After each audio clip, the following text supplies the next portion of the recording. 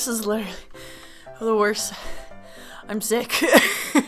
So, welcome to today's video. Today what I want to do is I want to make art.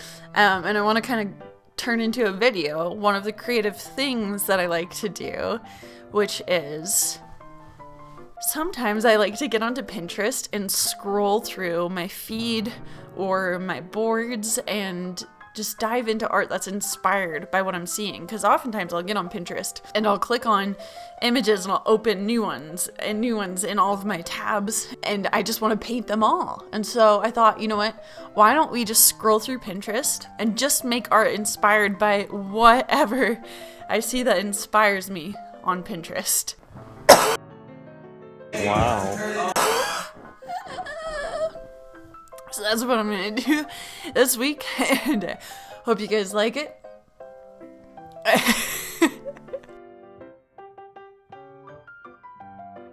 When you go to my Pinterest, you can see I have this board called River Perspective. In the past, I did a tutorial on this channel using this image. In fact, a lot of times when I log on to Pinterest, my news feed has recurrent images of these things I quite frequently pin. I was looking at a bunch of different landscape-based things and I found these two beauties. The thing that drew me into both of these was the inclusion of the water, but the color choice was really interesting to me. I thought it might be interesting to go back to one of my trusty Reliance, use the composition of this one, except now bring in some of the color choices and scenic elements from the two of these. So as I was working, I kept up all three images on my screen like this, and you're about to see what we created using them.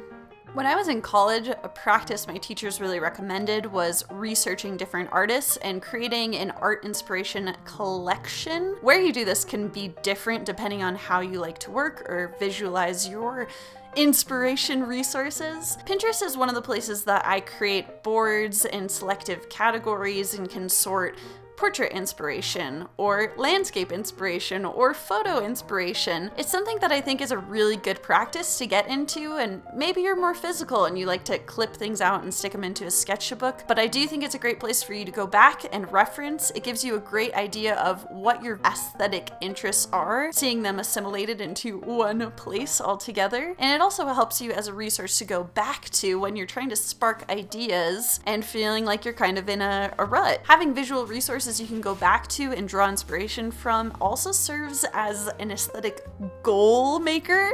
It gives me people to look at that I have interest in emulating or trying to learn from, and it drives me to work when I'm feeling in a little bit of a rut. On this painting specifically, I was really interested in emulating the gold that I found in the sky and in the water on that one image, and then the warmth of the marshlands, glazing in brighter oranges. This is definitely a different color palette than I've been working on most recently. If you look at my Instagram page, all of my posts in recent history are blues, purples, greens. So I did like doing this, and I think I want to try to do more warm toned pieces in the future. After I finished the first river painting, I actually had a painting on my desk that was very similar that I had started with a coaching student, and I decided why not finish that out. I liked what I had done in the previous river image, but I wanted to do something a little more realistic and with a different color palette, and so that's what you're seeing here. When I was perusing through Pinterest trying to find the right image to work on with my student, I found this and was really drawn to it, and I wanted to keep really closely with the reference because it is an aim of mine to redevelop my realism skills. And while I want to get into creativity and abstracting, I think having a balance of realism and abstraction is really good in terms of allowing me the ability to explore and also render realistically without the limitations of my skill level being kind of low. I actually just love realism in general, and while I was working on this helped me to think about things like, what's the ordering to your painting? How do you create implied texture? So I did a lot of upward brush strokes to create the visual pull of these long grass blades, and then afterwards I used a fine brush and only only by selectively creating streaks did I create the implication that there was this grassland moving all the way back through our composition. Because this is a more simple image, things to keep in mind when I was trying to make it more realistic was making sure I had the right tones, warmth in my grass, enough contrast and shadow in the sides of the grasslands where you could see the shading going into the water, and ultimately I'm really happy with what the product was. But this was the last landscape I wanted to work on, and next I decided to jump into something a little bit different. Whenever I go to my news feed, there's some good stuff, there's some weird stuff. Just depends on what I've been pinning, what my basic activity was recently. Ooh, freak. But I always end up finding stuff that I'm super interested in and want to save for later. Lately, I've been feeling this recall to earlier art that I was making, and I used to make a lot of portraits. So after doing these landscapes, I decided I wanted to go in and do something more figurative, test my hand at that, and maybe try to brush up on some skills. The things I came across, I saved into this board called Pinterest Scroll. You can see I was coming across a lot of figurative, brightly colored, neon sort of images, and I felt a simultaneous pull to some more abstracted things, which had cool textures or just had really interesting colors. I liked this hot pink undertone I saw in a lot of images. But the things that really caught my eye were these two highly figurative works. I liked this one because it had abstracted colors, which kind of echoes the contemporary, surreal vibe of portraits that I used to make while still attempting realism.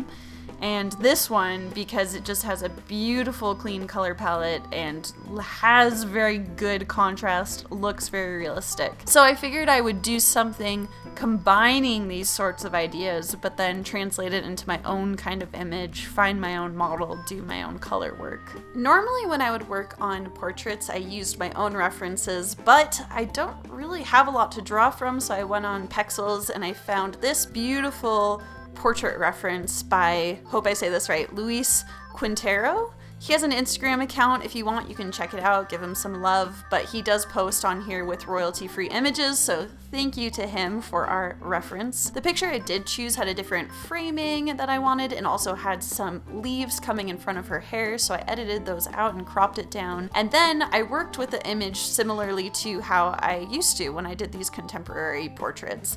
I wanted to tweak the colors, make them more surreal, a little abstract, but I like keeping the depth in a face, so I kept the original contrast in the eyes, nose, and mouth, and then had overlaying layers so that I could have interesting color choices integrated in other areas. If you've been around this channel, you're kind of familiar with my process, I'm sure. The first thing I did was create a charcoal transfer drawing, which I put onto a canvas board that I had primed, and then I worked on my acrylic underpainting. This is when I block in my major shapes, colors, shadows, and get a basic coverage of the board so that when I go into oil paint and want to go more smooth and develop the richness of the colors, I'll have an existing structure that I'm working on top of and be able to build up my layers much more quickly in one setting. One problem people run into with oil paint sometimes is that it can get a bit muddy if you're working wet into wet, and in something like this where I have high contrast between our bright blues and purples going into brown, I wanted to avoid getting any bright neon areas muddy, so the existence of my underlying painting was really useful. Something difficult about painting on camera is that the best angle I can give you on a piece is to have the camera directly above the image, but that's not the ideal way for you to work as an artist. If you have your image flat on the table in front of you, it'll warp the perspective and it makes it harder for you to get your proportions correct. So you want to have it angled up more in front of your face. Because I wanted this a little bit angled, the angles of the camera view are a little off, and you'll see that reflected when you see a picture of the final image. The other thing you're going to notice when you see the final image is a few skipped time-lapse steps. When I get to the end of a painting, it's really important for me to give myself the ability to view it from different angles, hold it up close, step away from it, look at it from afar, so that how well it's rendered carries from a more detailed look to a farther view compositionally. Sometimes I just need to get my face right up close and it interferes with the camera views, and